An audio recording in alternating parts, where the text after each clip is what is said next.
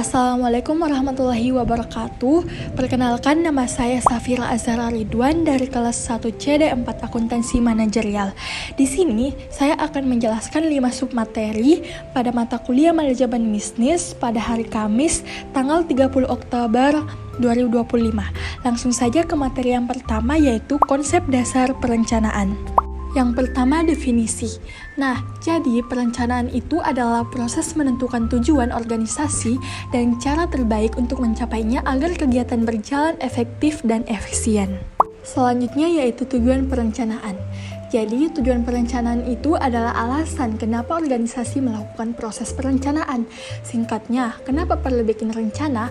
Karena tanpa rencana, organisasi itu berjalan tanpa arah. Yang pertama, memberikan arah yang jelas. Perencanaan itu membantu organisasi punya tujuan yang pasti dan langkah yang terarah. Yang kedua, mengurangi ketidakpastian. Dalam dunia bisnis banyak sekali perubahan. Perencanaan membantu organisasi siap menghadapi perubahan dan tidak panik. Yang ketiga yaitu menghindari pemborosan sumber daya. Artinya, perencanaan itu memastikan uang, waktu, tenaga, dan bahan pakai efisien, tidak asal-asalan. Yang keempat, menjadi dasar pengambilan keputusan. Nah, dengan rencana, keputusan manajer jadi terarah dan tidak asal tebak. Yang kelima, memudahkan pengawasan dan evaluasi. Artinya, jika ada rencana itu, hasil bisa dibandingkan dengan target. Kalau meleset, bisa dianalisis dan diperbaiki. Nah, selanjutnya itu langkah-langkah perencanaan. Yang pertama itu menetapkan tujuan. Artinya, menentukan tujuan yang ingin dicapai organisasi dalam jangka waktu tertentu. Yang kedua, menganalisis kondisi lingkungan SWOT.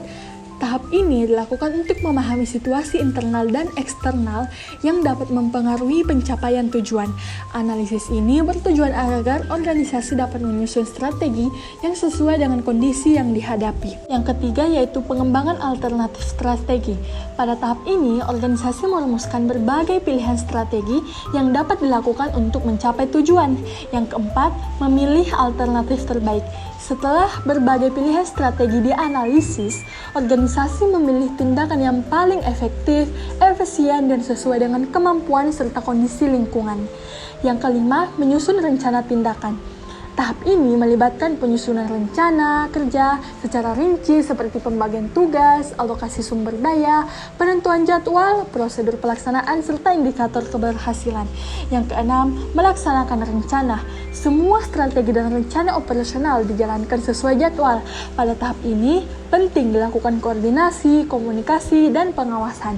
Yang ketujuh, evaluasi dan pengendalian. Tahap terakhir adalah menilai hasil pelaksanaan dan membandingkannya dengan tujuan yang telah ditetapkan. Selanjutnya pada materi kedua yaitu proses perencanaan. Menurut William tahun 2009, proses perencanaan terdiri dari beberapa langkah sistematis. Yang pertama, menetapkan tujuan. Artinya, manajer menentukan apa yang ingin dicapai organisasi dalam jangka waktu tertentu. Yang kedua, mengembangkan komitmen untuk tujuan. Maksudnya, manajer memastikan seluruh anggota organisasi memahami dan menerima tujuan tersebut. Yang ketiga, mengembangkan rencana aksi. Pada tahap ini, dibuat rencana detail mengenai langkah-langkah yang harus dilakukan, termasuk siapa yang bertanggung jawab, kapan dilakukan, serta sumber daya yang diperlukan. Yang keempat, menentukan sumber daya. Manajer memastikan ketersediaan sumber daya seperti dana, tenaga kerja, waktu, dan informasi. Yang kelima, melakukan implementasi rencana. Rencana dijalankan sesuai jadwal yang telah ditentukan. Yang keenam, mengevaluasi dan mengontrol proses. Artinya, manajer memonitor hasil pelaksanaan rencana dan membandingkannya dengan tujuan. Selanjutnya, materi ketiga yaitu pengambilan keputusan. Yang pertama, definisi.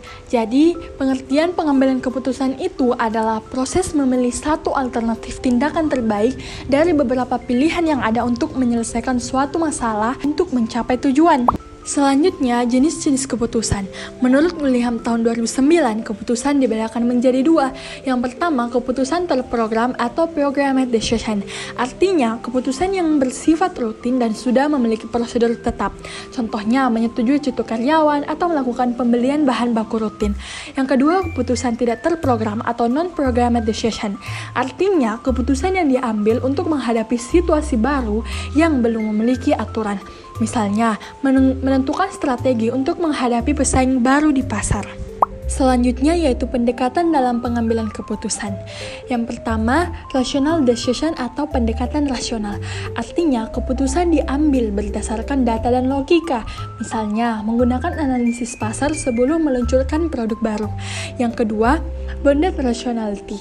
Artinya, keputusan dibuat dengan keterbatasan waktu dan informasi. Contohnya, manajer harus mengambil keputusan cepat saat situasi sedang mendesak. Yang ketiga, intuitive decision atau pendekatan intuitif. Artinya, keputusan diambil berdasarkan perasaan atau intuisi yang terbentuk dari pengalaman. Nah, contohnya itu memilih karyawan karena dirasa memiliki karakter yang sesuai. Selanjutnya, pada materi keempat yaitu perencanaan kontingensi. Yang pertama, definisi. Jadi, definisi dari perencanaan kontingensi sendiri itu adalah rencana cadangan yang disiapkan untuk menghadapi situasi tak terduga atau kegagalan dari rencana utama. Tujuannya agar organisasi tetap dapat beroperasi meskipun terjadi krisis. Adapun langkah-langkah perencanaan kontingensi, yang pertama itu identifikasi risiko, artinya mengenali potensi masalah yang dapat terjadi. Yang kedua, analisis dampak, artinya menilai seberapa besar pengaruh risiko tersebut terhadap organisasi. Yang ketiga, menyusun alternatif tindakan, maksudnya membuat beberapa langkah cadangan yang bisa diterapkan. Yang keempat, menentukan tanggung jawab, artinya menentukan siapa yang bertanggung jawab dalam situasi darurat. Yang kelima, uji coba dan evaluasi, artinya melakukan simulasi agar semua pihak siap jika keadaan darurat benar-benar terjadi. Selanjutnya yaitu jenis-jenis rencana kontingensi. Di sini saya mengambil jenis-jenis rencana kontingensi menurut Ebert dan Griffin. Yang pertama, krisis management plan, yaitu rencana untuk menangani krisis mendadak seperti kebakaran atau bencana alam. Yang kedua, business continuity plan, yaitu rencana agar kegiatan bisnis tetap berjalan saat terjadi gangguan. Yang ketiga, disaster recovery plan, yaitu rencana untuk memulihkan sistem atau data setelah bencana terjadi. Contohnya, perusahaan memiliki generator listrik dan cadangan data di sistem cloud.